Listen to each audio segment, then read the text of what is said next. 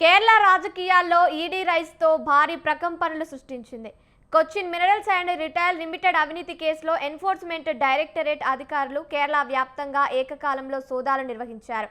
రాష్ట్ర మాజీ సీఎం పినరాయి విజయన్ నివాసంతో పాటు కేరళలోని దాదాపు 10 ప్రాంతాలలో ఈ తనిఖీలు కొనసాగుతున్నట్లు ఈడీ అధికారులు వెల్లడించారు.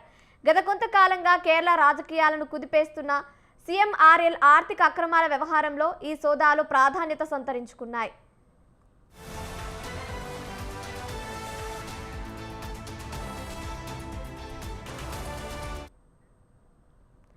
ఇండస్ట్రియల్ మినరల్స్ కంపెనీ అయిన సీఎంఆర్ఎల్ నుంచి పినరాయి విజయన్, ఆయన కుటుంబ సభ్యులకు పెద్ద ఎత్తున అక్రమంగా నిధులు చేరాయనే ఆరోపణలపై కేంద్ర దర్యాప్తు సంస్థ ఈ చర్యలకు దిగింది.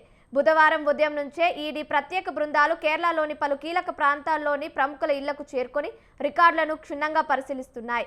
రాజకీయ కక్ష సాధింపులో భాగంగానే కేంద్ర ప్రభుత్వం ఈడీని వాడుకుంటూ ప్రతిపక్ష నేతల ఇళ్లపై దాడులు చేస్తోందని లెఫ్ట్ డెమోక్రటిక్ ఫ్రంట్ నేతలు తీవ్రంగా ఖండిస్తున్నారు.